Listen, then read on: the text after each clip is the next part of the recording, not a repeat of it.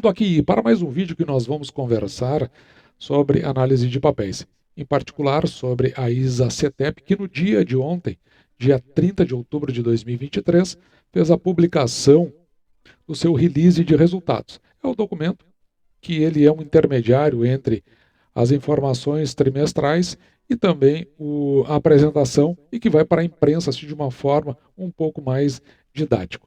E depois de lá houve notícias bem controversas na imprensa, que eu vou mostrar logo em seguida, com relação à ISA, que é uma das preferências aqui do canal. Como houve muita dificuldade de acessarmos a teleconferência de resultados, só conseguimos bem ao final, depois de já ter encerrado a sessão de perguntas e respostas, que é aquela que eu mais me interesso nessas apresentações, porque é dali que eu consigo entender bem o que tem na cabeça dos administradores.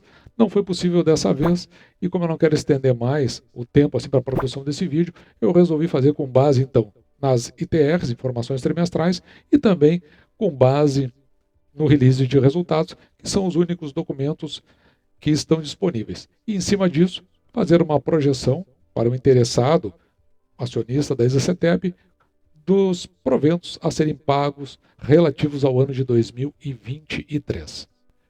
Eu vou começar pelas informações trimestrais da ISA-CETEP relativo ao terceiro trimestre de 2023.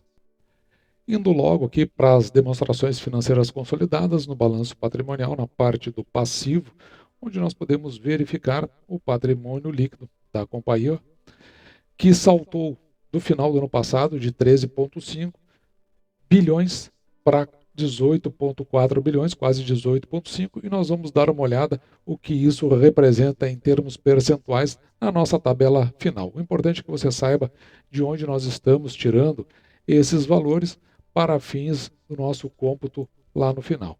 Também, da mesma forma, nós vamos dar uma olhada na demonstração consolidada do resultado, onde nós podemos verificar, aqui nós estamos falando do IFRS, que com relação à receita, a companhia ela sai aqui em 2022, considerando os primeiros 9 meses do ano, porque nós estamos avaliando o terceiro trimestre, o acumulado, de 4,2 bi para 4,5. Depois a gente mostra o que aconteceu com relação às receitas. Com isso, o lucro líquido do período, ele saiu aqui de 1,7, quase 1,8 bi, para 1,8, quase 1,8, quase 1 bilhão 850, aproximadamente aí 100 milhões em relação ao lucro líquido. E essas são as informações que depois nós vamos passar para a nossa tabela de análise dos indicadores da companhia, que são os múltiplos que nos interessam. Mas veja que, deixa eu mostrar uma coisa antes para você, que eu acabei me deparando com duas reportagens. A primeira veio aqui do Valor Econômico e diz o seguinte, veja que essa aqui é uma reportagem assinada por Ana Beatriz Bertolotto e ela é do dia 30 de outubro de 2023 e ela diz o seguinte aqui na manchete: lucro atribuído à ISA-CETEP cai 1,4% no terceiro trimestre. Por outro lado, veja aqui na Infomoney, essa aqui é uma reportagem assinada por Felipe Moreira e ela também é, deixa eu voltar um pouquinho, do dia 30 de outubro de 2023.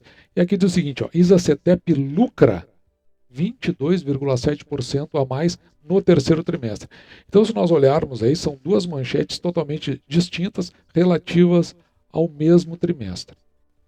Isso porque uma utilizou as demonstrações acompanhando o regulatório e outra utilizou as demonstrações conforme o IFRS que nós vimos agora há pouco. Se nós olharmos aqui para os indicadores seguindo o regulatório, veja que a receita líquida, ela, quando nós olhamos no comparativo trimestre a trimestre, ela sai aqui de 2,3 bi para 2,8, um crescimento de 21,5% na receita líquida, lembrando. Já o lucro líquido, ele sai aqui de 386 milhões para 474, o valor que foi registrado na reportagem da Infomoney, e ele cresce aqui 22,7%. Por outro lado, se olharmos o IFRS, veja aqui o lucro líquido.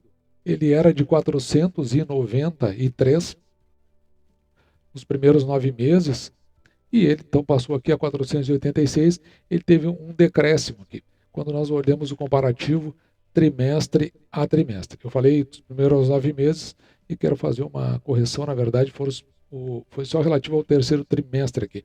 E é daqui que sai então aquele 1,4 negativo que nós vimos no valor econômico.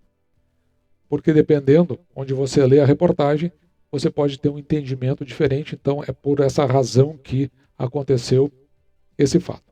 Bom, mas agora indo para o restante, dentro da parte dos destaques do período, nós já vimos aqui, né, algumas coisas no canal, por exemplo, a ISA-CETEP, ela acabou se sagrando vencedora do lote 1 do leilão de transmissão número 1 de 23, isso porque a Gênese foi afastado, inclusive foi multado por não comprovar a sua capacidade de levar a pleno o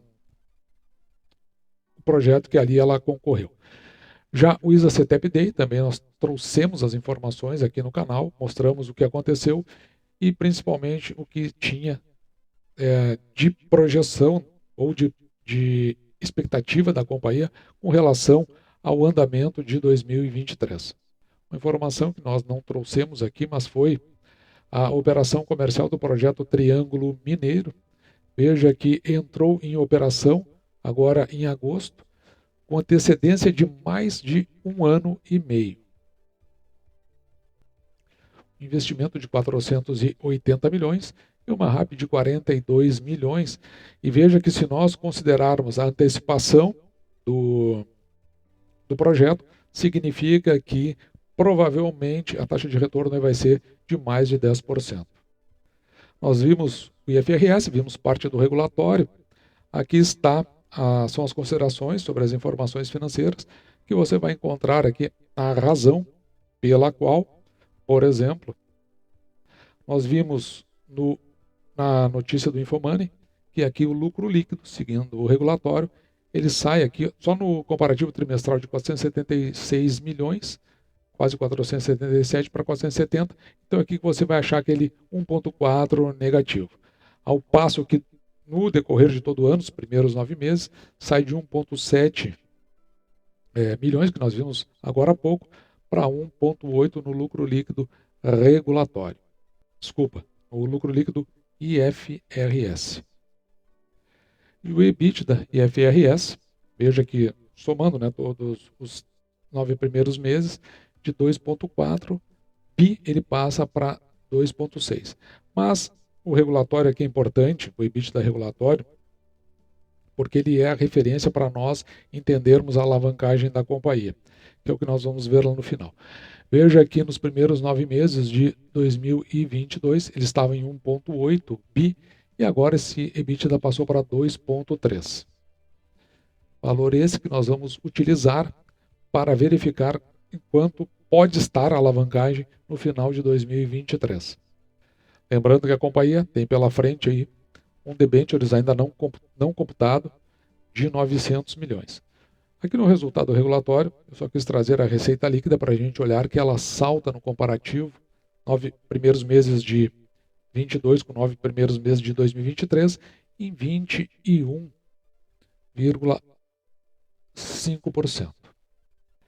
E uma questão que o mercado sempre leva em consideração são os fatores, né, que nos levaram para uma receita líquida nos primeiros 9 meses, que teve esses 21,5%, que saltou de 2,3 para 2,8 bilhões, porque tem um fator que não é recorrente, ele fica bem aqui, ó. Então 380 milhões, ele se não tivesse estes 380, evidentemente estaria ali perto dos 2,3, que é na verdade o reperfilamento da RBSE. Nós já comentamos aqui em vários vídeos o que acontece, mas o fato que você tem que considerar é que esse valor aqui ele não tem recorrência, e isso você tem que levar em consideração na hora de fazer a projeção dos dividendos futuros. E aí, veja bem, a gente consegue enxergar aqui, ó, a receita líquida quando a gente exclui a RBSE, esse reperfilamento. Então veja aqui, ó, que onde está achurado é onde é o valor que está sendo pago à companhia por conta desse reperfilamento. E o que acontece aqui? O ano passado ele foi de 965 milhões e agora de 1,3 bilhões. Se não houvesse esses valores, veja que a receita teria sido de 1,4 bi no ano passado e 1,5 bi até este presente momento, né? Ou seja, considerando os primeiros 9 meses de cada ano, 2022 e 2023. E se tem todos esses percalços para a gente ver pela frente, é importante a gente olhar para os custos e despesas. Veja aqui que a despesa de pessoal, considerando o comparativo 9 primeiros meses, ela tem uma variação aqui positiva de 13,1% na parte de pessoal. Se nós considerarmos a PMSO, que aqui a gente está falando das despesas, aqueles que são gerenciáveis, pessoal, os materiais, serviços, etc., que está sob comando da companhia, um crescimento de 14,3%. No entanto, o não gerenciável, que fica aqui embaixo, ele tem um crescimento de 9,5%, ao passo que no total as despesas da companhia cresceram no ano a ano 9,2%, que é um valor consideravelmente acima da inflação. Só para não dizer que não falei do resultado financeiro, que é aquela relação entre o que se tem de receita financeira, ou seja, decorrente das aplicações, e as despesas que normalmente estão associadas com o pagamento de juros e correção monetária. E, por falar nisso, é aquela parte, quando a gente olha lá para o fluxo de caixa, da parte de fluxo de caixa, o fluxo de caixa líquido das atividades de financiamento, ou melhor, de investimento, elas ficam aqui nessa parte, que é quando o recurso da companhia é aplicado ou na compra de ativos ou então em aplicações financeiras. E veja que, neste caso, o resultado dos juros e eventuais correções monetárias, aí nesse caso das aplicações feitas, no ano durante todo o ano de 2023, os primeiros 9 meses, 148 milhões. E se nós considerarmos que a companhia pagou em juros e correção monetária quando ela toma empréstimo, como é o caso dos debêntures, ou quando vai a um banco e toma um empréstimo, foi de 569 de juros e 198 de correção monetária, o que dá aí acima dos quase 800 milhões e batendo um contra o outro. Veja que no final a companhia teve que desembolsar aí mais de meio bilhão. Valores esses que, na verdade, toda vez que a companhia faz esse pagamento, ela sempre busca, claro, do outro lado, receitas pelos investimentos que ela faz, mas é o que deixa de chegar ao bolso do acionista. Olhando agora para o lucro líquido, nós temos, na realidade, a parte que nos interessa aqui embaixo, que são os primeiros 9 meses do ano. O lucro líquido salta, e aqui nós estamos falando do regulatório, de 573 milhões para 1 bilhão e 41 milhões.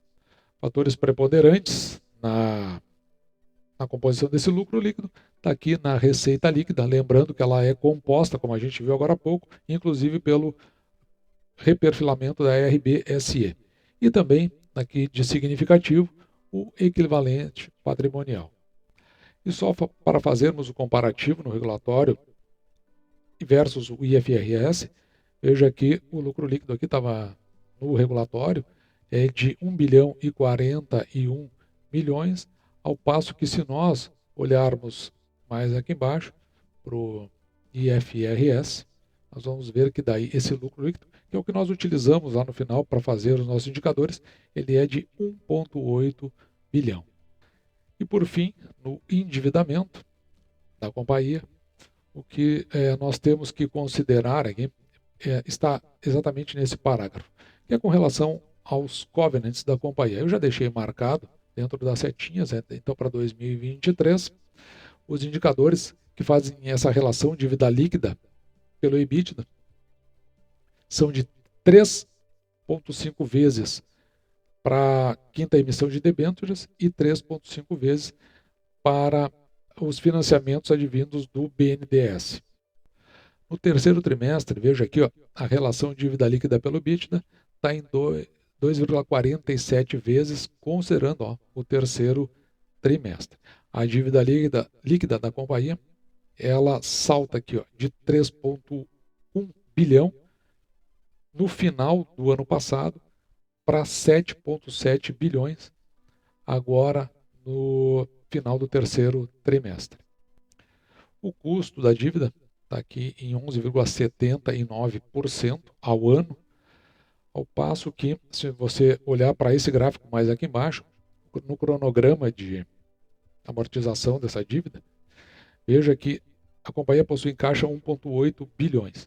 Este ano, ela tem uma parcela pequena aqui, de 179 milhões a pagar, mas o ano que vem, veja, que ela tem 2,1 bilhão para pagar, o que significa que provavelmente ela vai olhar de forma bastante cautelosa na hora de fazer pagamentos de proventos. Depois, em 2025, 2026, veja que já dá uma reduzida significativa e aqui se pode ter uma expectativa de melhores pagamentos de proventos. E por falar em proventos, veja aqui, a prática anual para pagamentos de proventos está condicionada aqui veja, no mínimo 75% do lucro líquido regulatório. Então a gente vai tomar isso aí como referência, considerando alguns limitadores aqui. Primeiro sujeito, evidentemente, a aprovação da Assembleia e limitado a uma alavancagem de 3 vezes a dívida líquida pelo EBITDA. Essas 3 vezes aqui que nós estamos nos referindo é com relação ao regulatório. Veja aqui, no ano de 2022, houve aqui o pagamento de 75%. Aqui, está olhando aqui, deu 700 milhões distribuídos entre os acionistas. Esses proventos da Isacetep, veja que eles tiveram datacom aqui no dia 26 de 12 de 2022, com pagamento em abril, condicionado à Assembleia. O valor aqui foi de R$ 1,62 aproximadamente. Então, eles ficaram computados como a gente considera a datacom para o ano de 2022. Significa que se a datacom for do ano de 2023, onde ainda não teve anúncios, serão provavelmente para serem pagos em 2024, mas computados como ano de 2023. Esses proventos anunciados, eles são sobre a base acionária da companhia, que é de 658 milhões de ações e 88 aproximadamente. Agora sim, dei uma corrigida aqui. Então, o número de ações vezes os proventos pagos pela companhia. Quando nós fizemos essa multiplicação, veja aqui, vão dar aqueles 700 milhões pagos aproximadamente, porque, claro, está faltando um outro dígito aqui. Mas veja que fica bem perto aqui dos 700 milhões. Portanto, basta que nós calculemos o lucro líquido da companhia e nós vamos verificar o que é possível de pagar dentro desses 75% sobre o lucro líquido regulatório. Lembrando que o lucro líquido, nos primeiros 9 meses, o regulatório foi de 1 bilhão e 41 milhões. Esse valor aqui permite que nós estimemos o que poderia ser o lucro líquido ao final do exercício de 2023, bastando multiplicar por 1,333, uma dízima aqui periódica, porque cada trimestre representa 1/3. Então, esse lucro líquido pode chegar aqui a 1,4 bilhões aproximadamente. Calculando 75% desse valor e dividindo esse valor aí por o número de ações, 658,88, nós teremos a possibilidade de que a companhia venha a pagar, então, anunciando esse ano, para o ano que vem, R$ 1,58 por ação. E agora a gente precisa olhar para o limite da companhia. Lembra que é de 3 vezes a dívida líquida. Então, como ela está emitindo mais 900 milhões em debêntures, nós podemos estimar o que seria, ao final da emissão, a dívida líquida da companhia. Na verdade, a gente não computa como dívida bruta porque já está descontado, o que nós vimos agora há pouco, que são as disponibilidades do caixa da companhia. E agora, considerando o EBITDA regulatório, veja que esse aqui é o EBITDA regulatório, nós também temos que fazer a mesma operação que nós fizemos agora há pouco para calcular o lucro líquido. Então, nós temos que pegar esses 2.302 com 0,4 e multiplicar por 1,333 para que a gente tenha uma estimativa do que poderia ser o EBITDA no final do ano de 2023. E quando dividimos a dívida líquida calculada pelo o valor que obtivemos da projeção do nosso EBITDA, 3069,33, nós vamos ter então aí a possibilidade de uma alavancagem de 2,8 vezes, o que fica abaixo dos 3 que são limitadores estabelecidos pela companhia. E assim podemos fazer a nossa projeção para a ISA-CTEP, considerando o final do ano de 2023. Nossa projeção, então, aqui passa para 6 bilhões em receita, o lucro líquido para 2,4 bilhões. Veja que para um payout aqui que nós calculamos de 42%, a companhia pode vir a pagar R$ 1,58. Lembrando que aqui nós estamos tratando do IFRS. O patrimônio líquido da companhia passou de 16,5 bi, como nós vimos, para 18,4, um crescimento no ano de 11,76. Lembrando que teve vários projetos que foram inaugurados. Ao tempo desse vídeo, a ação estava custando R$ 21,40, o que nos dá um preço sobre valor patrimonial por ação em 0,76. Sempre que está abaixo de 1, a gente tem duas interpretações. A primeira de que a ação pode realmente estar barata e a segunda que o risco é muito reduzido em investir nessa ação. E já o preço da ação dividido pelo lucro líquido por ação em 5,70 significa que você, ao comprar a ação por R$ 21,40, você receberá de volta, terá seu retorno em aproximadamente 5 anos e 8 meses em função do lucro líquido. Para o dividendo que nós estamos projetando e o preço que está a ação, nós temos aqui um dividend yield de 7,37%, o que é bem inferior, o que é superior, mas não muito superior, aos 6% que nós procuramos. A média do pagamento de proventos da companhia dos últimos 5 anos é de R$ 2,21, o que nos dá um preço teto de R$ 36,81. Basta dividir R$ 2,21 por 6%.